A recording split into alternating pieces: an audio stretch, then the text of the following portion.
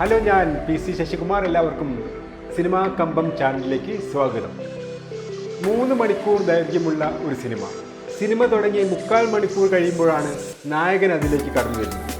മാത്രമല്ല, കഥയിലേക്ക് എത്തുന്നതാവട്ടെ ഇടവേളയോട് അടുത്തു.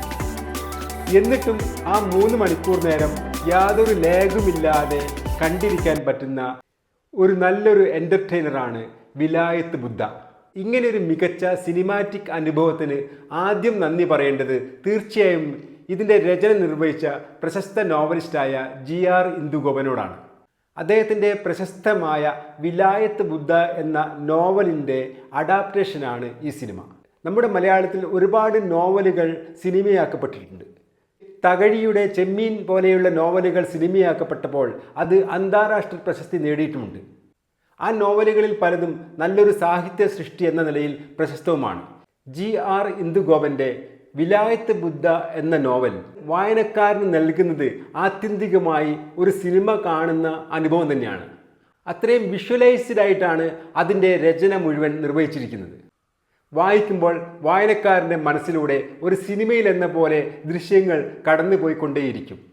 അതുകൊണ്ട് തന്നെ TP രാജീവിൻ്റെ പാലേരി മാണിക്യം പോലെയുള്ള നോവലുകൾ സിനിമയാക്കാൻ രഞ്ജിത്ത് അനുഭവിച്ച ക്രിയേറ്റീവ് കോൺഫ്ലിക്റ്റുകളൊന്നും തന്നെ ഇതിൻ്റെ തിരക്കഥ എഴുതുമ്പോൾ നോവലിസ്റ്റ് തന്നെയായ GR ഇന്ദുഗോപനും രാജേഷ് പിന്നാടനും അനുഭവിച്ചിട്ടുണ്ടെന്ന് തോന്നുന്നില്ല. എന്നാൽ ഒരു വലിയ നോവലിനെ 3 മണിക്കൂറിലേക്ക് ഒതുങ്ങുന്ന ദൃശ്യാനുഭവമാക്കി ഇൻട്രസ്റ്റിംഗ് ആയ ഒരു തിരക്കഥ രചിക്കുക എന്ന് പറയുന്നത് ഒരു വെല്ലുവിളി തന്നെയാണ്. ആ വെല്ലുവിളി നോവലിസ്റ്റും രാജേഷ് പിന്നാടനും വൃത്തിയായി ഏറ്റെടുത്ത് വിജയിപ്പിച്ചിട്ടുണ്ട്. ഈ സിനിമ മൊത്തത്തിൽ നോക്കുമ്പോൾ പ്രശസ്ത സംവിധായകനായ സച്ചിയുടെ അയ്യപ്പനും കോശിക്കും അല്ലു അർജുനൻ്റെ പുഷ്പയിലുണ്ടായ സിനിമയാണെന്ന് ചിലപ്പോൾ തോന്നിയേക്കാം. അയ്യപ്പനും കോശിയും എന്ന സിനിമയിലേതുപോലെ 2 പേർ തമ്മിലുള്ള ഈഗോ ക്ലാഷ് ഈ സിനിമയുടെ ഒരു കേന്ദ്ര ഭാഗം തന്നെയാണ്.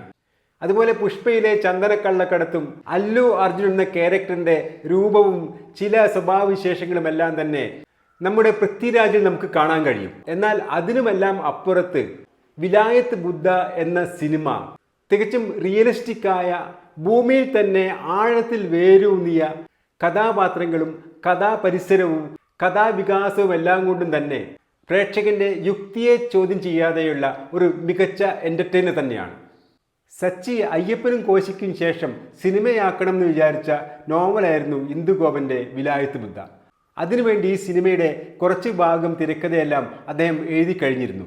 എന്നാൽ ആകസ്മികമായി ഉണ്ടായ അദ്ദേഹത്തിൻ്റെ മരണം ആ സിനിമാ സ്വപ്നം പൊലിയുന്നതിന് കാരണമായി. പിന്നീട് അയ്യപ്പനും കോശിയുടെ 1ാം വാർഷിക ദിനത്തിൽ പൃഥ്വിരാജാണ് ഈ പ്രോജക്റ്റ് പ്രഖ്യാപിക്കുന്നത്. സച്ചിയുടെ അസോസിയേറ്റഡ് ഡയറക്ടറായ ജയൻ നമ്പ്യാരെയാണ് ഇതിൻ്റെ സംവിധാന ചുമതല ഏൽപ്പിച്ചത്. ഛായാഗ്രഹണം കാന്താര ഫെയിം അരവിന്ദ് കശ്യപ്പാണ് നിർവഹിച്ചത്. എഡിറ്റിംഗ് ശ്രീജിത്ത് സാരംഗും സംഗീതം ജോക്സ് ബിജോയും നിർവഹിച്ചു. ഈ സിനിമയുടെ പോസിറ്റീവ് സൈഡ് പറയുകയാണെങ്കിൽ ആദ്യമായി പറയേണ്ടത് അതിൻ്റെ പെർഫെക്റ്റ് ആയ സ്റ്റോറി ലൈൻ തന്നെയാണ്. ഒരു മികച്ച നോവലിൻ്റെ പിന്തുണയുള്ള ഒരു സ്റ്റോറി ലൈൻ ഇതിനുണ്ട്. ഒറ്റ വാചകത്തിൽ പറഞ്ഞു തീരാനുള്ള ഒരു സ്റ്റോറി ലൈനാണ് ഈ സിനിമയ്ക്കുള്ളത്. ഭാസ്കരൻ മാസ്റ്റർ നട്ട ചന്ദനമരം, ഡബിൾ മോഹനൻ മോഷ്ടിക്കാൻ ശ്രമിക്കുമ്പോൾ ഉണ്ടാകുന്ന സംഘർഷങ്ങളാണ് ഈ സിനിമയുടെ പ്രമേയം. അങ്ങനെ ഒരു വളരെ ചെറിയ ഒരു പ്ലോട്ടിൽ നിന്നും ഫുൾ ഫ്ലെഡ്ജ്ഡ് ആയ ഒരു കഥയുണ്ടാക്കാൻ ബിരുദനാണ് നമ്മുടെ ഇന്ദുഗോപൻ എന്ന നോവലിസ്റ്റ്. അദ്ദേഹത്തിൻ്റെ അമ്മിണിപ്പിള്ള പെട്ട കേസ് എന്നത് തെക്കൻ തല്ല് കേസ് എന്ന പേരിൽ സിനിമയായിട്ടുണ്ട്. അതുപോലെ ഡിറ്റക്റ്റീവ് പ്രഭാകരൻ, ടിങ്കിൾ റോസയും 12 കാമുകന്മാരും തുടങ്ങിയ കഥകളൊക്കെ അങ്ങനെയുള്ള ലളിതമായ ഒരു സ്റ്റോറി ലൈനിൽ നിന്നും വികസിപ്പിച്ചെടുക്കുന്ന ഒരു കഥയാണ്. ആ 2 പേർ തമ്മിലുള്ള കോൺഫ്ലിക്റ്റിനെ മുന്നോട്ട് നീക്കി ടെൻഷൻ ബിൽഡ് ചെയ്ത് പ്രേക്ഷകരെ മുഴുവൻ 3 മണിക്കൂർ നേരം ഇമോഷണലി കണക്റ്റഡ് ആക്കി കഥയിൽ പിടിച്ചിരുത്തുന്നുണ്ട് ഈ സിനിമ. ഈ സിനിമയുടെ 2ാമത്തെ പ്ലസ് പോയിന്റ് എന്നുള്ളത് ശക്തമായ ക്യാരക്ടറൈസേഷനാണ്. ഇതിലെ മെയിൻ ക്യാരക്ടേഴ്സായ ഭാസ്കരൻ മാഷുടെയും ഡബിൾ മോഹനൻ്റെയും കഥാപാത്ര വികാസം എന്നത് വളരെ ഡീപ്പ് റൂട്ടഡ് ആയിട്ടാണ് ഈ സിനിമയിൽ കടന്നു വരുന്നത്. അവർ തമ്മിലുള്ള വാശിക്ക് 2 പേർക്കും ശക്തമായ അവരുടേതായ കാരണങ്ങളുണ്ട്. ചന്ദനമരത്തോടുള്ള 2 പേരുടെയും ആഗ്രഹവും 2 പേരും അതിനുവേണ്ടി നടത്തുന്ന പോരാട്ടവും എല്ലാം തന്നെ വിശ്വസനീയമാക്കുന്നതിന് ഇവരുടെ ഇതുമായി ബന്ധപ്പെട്ട യുക്തിപൂർവവും വൈകാരികവുമായ ശക്തമായ ബേസ് ഉണ്ട്. അതുകൊണ്ട് തന്നെ ഈ സിനിമ മുന്നോട്ട് പോകുന്നതിനനുസരിച്ചുണ്ടാകുന്ന കോൺഫ്ലിക്റ്റിന്റെ ശക്തി അല്പം പോലും കുറയാതെ അവസാനം വരെ കൊണ്ടുപോകുന്നതിന് അത് കാരണമാവുന്നുമുണ്ട്.